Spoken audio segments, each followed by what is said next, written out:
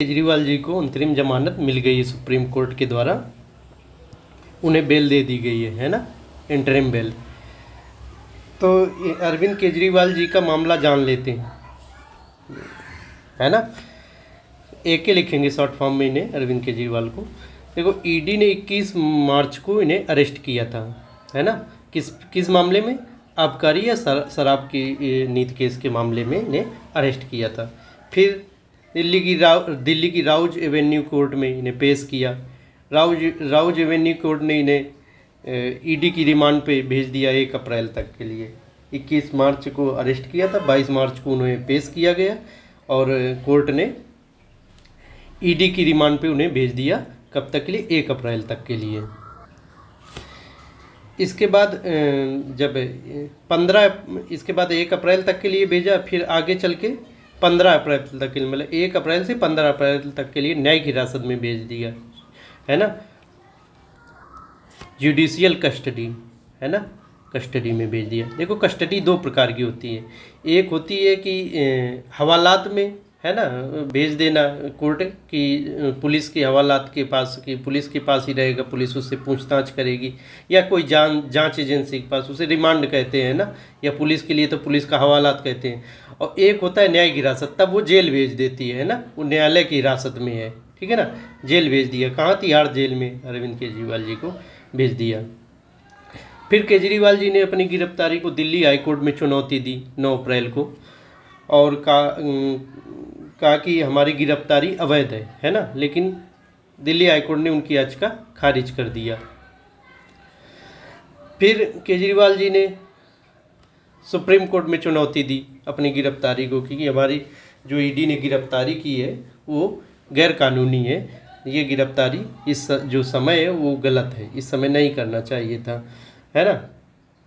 केजरीवाल जी को अब आज 10 मई को फिर सुप्रीम कोर्ट ने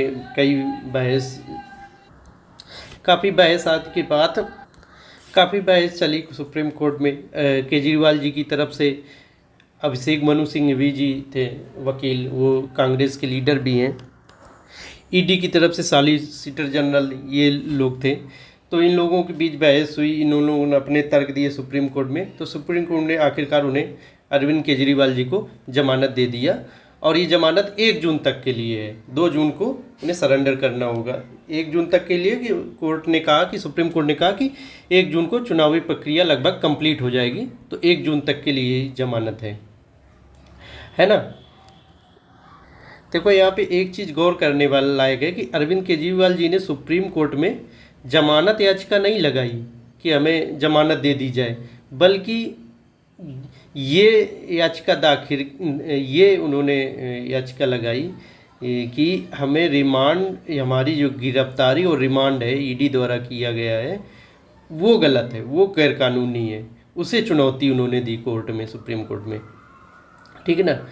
तो उनका कहना था कि ईडी ने चुनाव के पहले ऐसा किया है कि ताकि हम चुनाव प्रचार में भाग ना ले सकें, अपनी पार्टी को ये लोकसभा इलेक्शन में जिता ना सकें, ऐसा वैसा। तो हालांकि सुप्रीम कोर्ट ने भी ये बोला कि आपने चुनाव के पहले क्यों किया, आपके पास 1.5 साल थे उसके पहले, जब 2022 का ये मामला है आबकारी नीति केस का, तो आप उसके पहले उन्हें गिरफ्तार 1.5 साल में क्यों नहीं किए, अभी क्यों किए? जैसे चुनाव की डेट अनाउंस हुई वैसे ही आपने गिरफ्तार कर लिया।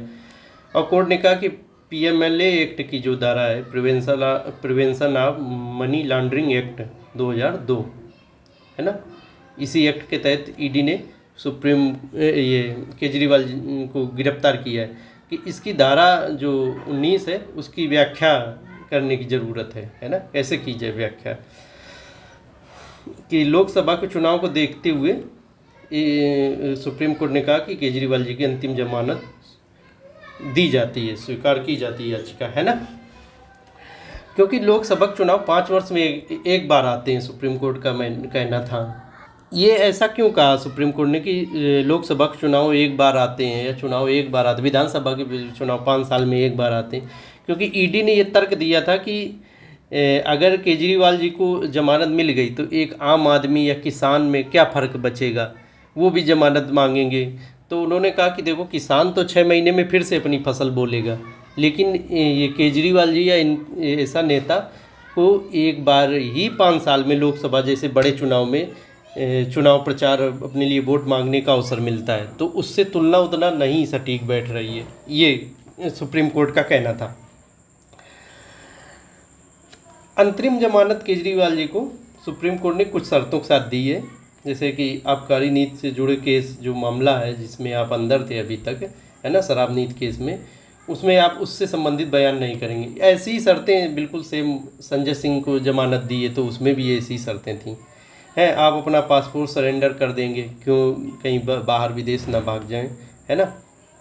अगर दिल्ली से बाहर आप जा रहे हैं तो जांच एजेंसी ईडी को बताएंगे और अपनी लाइव लोकेशन भी शेयर करेंगे। ऐसे ही और भी शर्तें हैं ये, है ना। सुप्रीम कोर्ट ने अपना सवाल किए ईडी से, है ना, इस मामले में जब उन्होंने अरविंद केजरीवाल जी ने अपनी गिरफ्तारी को अवैध ठहराने की याचिका लगाई तो कई सवाल किए, वही कि आपने 1.5 साल बाद क्यों गिरफ्तार किया, जब मामला जब अगस्त 2022 का है तो आपने अब 2024 में क्यों गिरफ्तार किया, पहले क्यों नहीं किया, चुनाव के समय क्यों, है ना। और 5 वर्ष में एक बार आते हैं, ये तो अभी आपको बता दिया, तो आप उस समय ही क्यों, है ना। तो ईडी ने भी अपने तर्क दिए कि चुनाव प्रचार करना कोई मौलिक अधिकार नहीं है संविधान के तहत, है ना। किसी को भी जब हमें लगा तब हमने अपना गिरफ्तार किया, उन्हें कई बार नोटिस दी, वो आए नहीं तो मुझे गिरफ्तार करना पड़ा, है ना।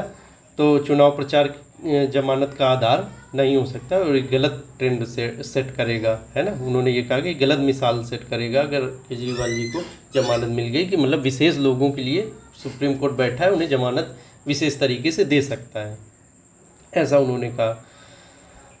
तो ये तो अभी तक मामला हो गया। अब शराब नीति केस का भी है अपना, है ना। लेकिन अब हम आगे फिर एग्ज़ाम के लिए कुछ ज़रूरी चीज़ों को देखेंगे और भी महत्वपूर्ण चीज़ों को देखेंगे, है ना। जमानत कोर्ट देती है ना। ये 3 प्रकार से जमानत दी जा सकती है। जमानत अग्रिम जमानत, नियमित जमानत, अंतरिम जमानत। अग्रिम एंटीसिपेटरी बेल और नियमित को रेगुलर बेल और अंतरिम जमानत को इंटरिम बेल। यही अंतरिम जमानत, यही इंटरिम बेल अरविंद केजरीवाल जी को मिली है ना। देखो अग्रिम जमानत है जो वो सीआरपीसी की धारा 438 से आती है। सीआरपीसी की धारा 438 के तहत ये दी जाती है अग्रिम जमानत, है ना। इसमें अगर आशंका है आपको कि पुलिस या अन्य जांच एजेंसी ईडी हमें गिरफ्तार कर लेगी तो अभियुक्त पहले से ही अपना जमानत ले आता है सुप्रीम कोर्ट से, ठीक है ना। जो रेगुलर जमानत होती है वो सीआरपीसी की धारा 437, 439 से दी जाती है और ये जब पुलिस या जांच एजेंसी गिरफ्तार कर लेती है, हिरासत में ले लेती है, तब ये फिर कोर्ट देती है ना। ये अंतरिम जमानत कब दी जाती है? जब कोर्ट का फैसला विलम्ब, मतलब आने में भी देरी हो, है ना, तो उस स्थिति में अंतरिम जमानत दी जाती है। तो सुप्रीम कोर्ट ने लाल कमलेंद्र सिंह बनाम उत्तर प्रदेश 2009 के मामले में कहा था, ये केस आया गया होगा, लाल कमलेंद्र सिंह कोई होंगे, उन्होंने डाला होगा केस डाला होगा। तो उसी केस में सुप्रीम कोर्ट ने कहा कि अंतरिम जमानत सही है क्योंकि ये व्यक्ति की प्रतिष्ठा का भी पे भी आँच आती है ना। तो उस आधार पे अंतरिम जमानत सही है। तो ये अब एक चीज़ और देख लेते हैं कि सीआरपीसी, अब देखो 1 जुलाई से अब सीआरपीसी का नाम हो जाएगा, सीआरपीसी का नाम रहेगा भारतीय नागरिक सुरक्षा संहिता, है ना, 2023, भारतीय नागरिक सुरक्षा संहिता 2023। अब इसे कानून बना दिया गया, संसद ने दिसंबर 2023 में पारित किया था। 1 जुलाई से अब ये लागू हो जाएगा। इसमें धाराएं भी ऊपर नीचे कुछ बदली भी गई हैं। ऐसे ही आईपीसी को बोला जाएगा भारतीय न्याय संहिता, है ना, और इंडियन एविडेंस एक्ट को बोला जाएगा भारतीय साक्ष्य संहिता, है ना। ये अभी बदलाव हुआ है, दिसंबर 2023 में संसद ने कानून भी बनाया है। तो 1 जुलाई से अब ये तीनों लागू हो जाएंगे, ठीक है ना। अब देखो जब अरविंद केजरीवाल जी को जिस जमानत हुई है उससे कई मुद्दे उभरते हैं, है ना। क्या मुद्दे उभर रहे हैं कि क्या राजनेताओं को, जो नेता हैं हमारे केजरीवाल जी जैसे या संजय सिंह और भी, विशिष्ट दर्जा इन्हें दिया जा सकता है जमानत के मामले में, है ना। जमानत, अंतरिम जमानत के लिए क्या सभी लोग सुप्रीम कोर्ट पहुंच सकते हैं, है ना। और सुप्रीम कोर्ट उस पर विचार कर सकती है कि सिर्फ राजनेताओं के लिए विचार करेगी कि अन्य सामान्य आदमी के लिए विचार करेगी। जैसा ईडी ने कहा कि अगर केजरीवाल जी को जमानत आप दे दिए तो अन्य सामान्य आदमी फिर क्या करेगा, वो तो सुप्रीम कोर्ट ही दौड़ लगाएगा जब ट्रायल कोर्ट में नहीं उसे जमानत मिलेगी, है ना। अगर बेल की जमानत, ये देखो जमानत है, ये बेल है ना। अगर ट्रायल कोर्ट में दायर की जाती, जहाँ पे मुकदमा आपका चल रहा हो, वहीं पे आप जमानत लगाते हैं कि आप जज साहब हमें जमानत दे दीजिए, जब आप बुलाएंगे तब हम आ जाएंगे और सबूतों से कोई छेड़छाड़ नहीं करेंगे, ठीक है ना। तो वो कोर्ट अपना देख के दे देती, जैसा मामला होता है वैसे जमानत दे देती। अगर गंभीर मामला है तो जमानत नहीं देगी, अगर हल्के मामले हैं तो जमानत दे देती। तो इसमें तो जमानत नहीं मिली, जहाँ पे ट्रायल चल रहा है केजरीवाल जी का राउज एवेन्यू कोर्ट में, है ना, या दिल्ली की हाई कोर्ट में, उससे बड़ी अदालत में नहीं मिली तो सुप्रीम कोर्ट गए। तो कहें कि अगर जो इससे ऐसे बड़ी कोर्ट में जाएंगे आप जमानत के लिए, वहाँ बहस चलती हैं लंबी लंबी, तो इस आधार पे जो ट्रायल कोर्ट में पहले से मामला चल रहा वो प्रभावित होगा, क्योंकि सुप्रीम कोर्ट ऑलरेडी उस पर डिसीजन ले रही। तो वो जो न्यूज़पेपर में भी छपते हैं कि क्या जज ने बोला, क्या इधर ईडी ने बोला, तो फिर उन चीज़ों का बाधा आती है एक ट्रायल कोर्ट में, है ना।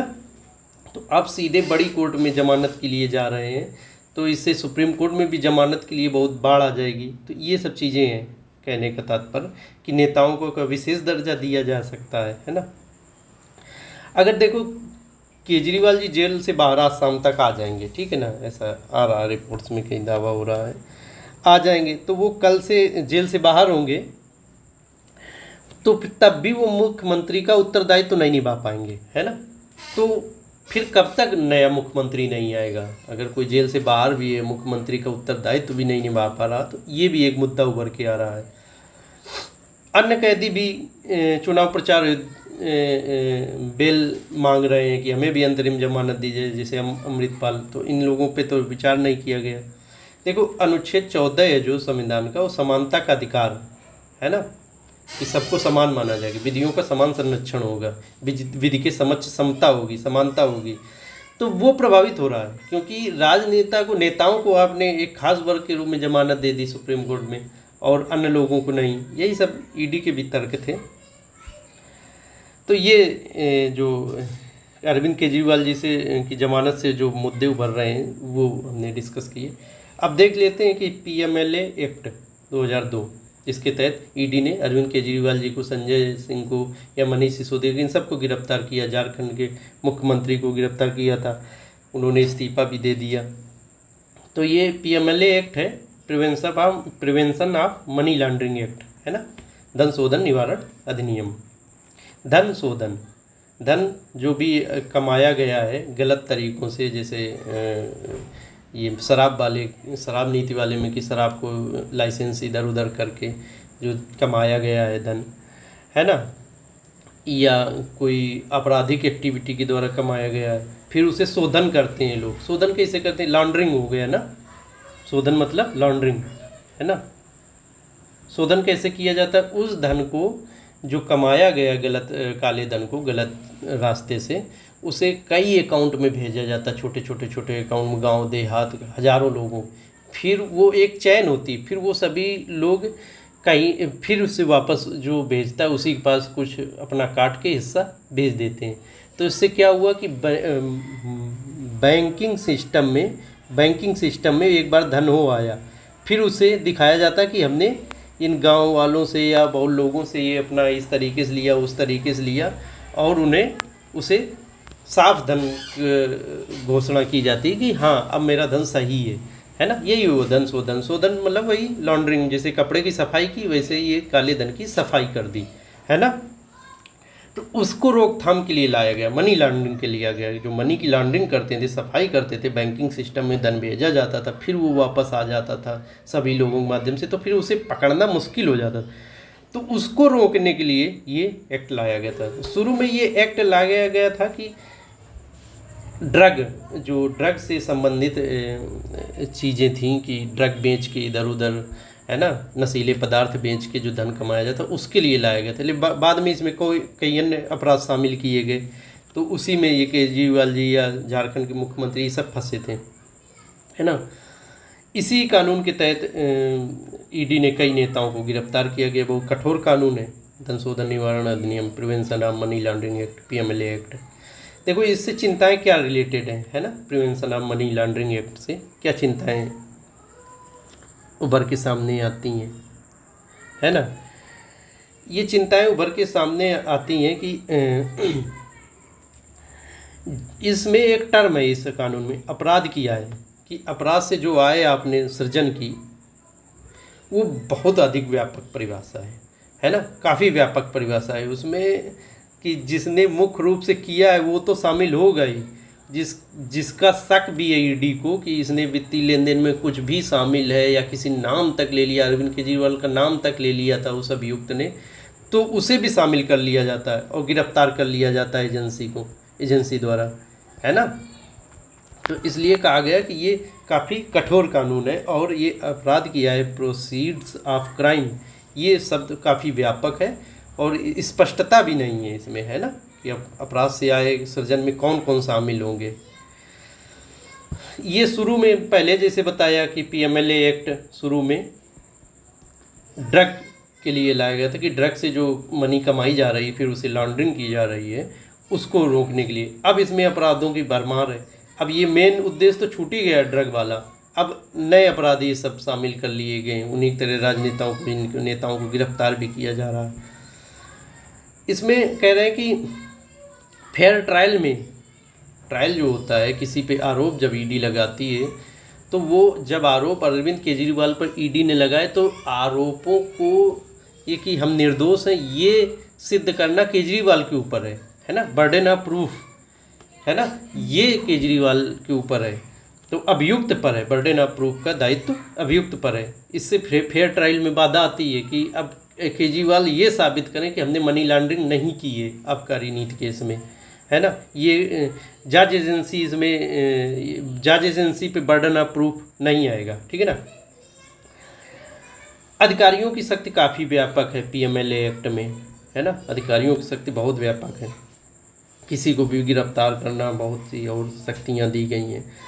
जमानत की कठोर शर्तें हैं, जमानत जल्दी बहुत मुश्किल से मिलती है पीएमएलए एक्ट के तहत, इसीलिए गिरफ्तारी के लिए लिखित सूचना देना अनिवार्य नहीं है पीएमएलए एक्ट के तहत कि हम गिरफ्तार करने आए, ईडी ऐसा कुछ नहीं बताएगी। मौखिक आधार ही काफ़ी है कि फ़ोन करके बता दिया, कुछ भी बता दिया, ठीक उतने। कहते हैं ये अनुच्छेद 22 जो संविधान में मौलिक अधिकार है, अनुच्छेद 22 उसका उल्लंघन है, क्योंकि वहाँ पे मनमानी गिरफ्तारी पे रोक लगाई गई है ना, कई शर्तें हैं कैसे गिरफ्तार। ये तो हो गया कि पीएमएलए एक्ट से क्या चिंताएं, कंसर्न उभर रहे हैं अभी। अब आगे देखते हैं प्रवर्तन निदेशालय के बारे में देख लेते हैं। इन्फोर्समेंट डायरेक्टरेट जो गिरफ्तार कर रही है, इससे प्रश्न बनने की बड़ी संभावना है, ये पीएमएलए एक्ट या ईडी जो भी चल रहा है, ठीक है ना। यूपीएससी यूपीपीसी कहीं पे भी बन जाएगा। ये वित्त मंत्रालय की एजेंसी है ईडी, है ना, वित्त मंत्रालय भारत सरकार के वित्त मंत्रालय के तहत आती है ना। इसका 1956 में गठन किया गया था, किस अधिनियम के तहत, विदेशी मुद्रा विनिमय अधिनियम के तहत, है ना। तो इसका मतलब स्टैट्यूटरी बॉडी है, सांविधिक निकाय, विधिक निकाय। सांविधिक वो निकाय होते हैं जो संसद के किसी कानून के द्वारा गठित किया जाता है। इसके लिए कौन सा कानून है, विदेशी मुद्रा विनिमय अधिनियम 1947 है, ठीक है ना। तो इतना ही, थैंक यू।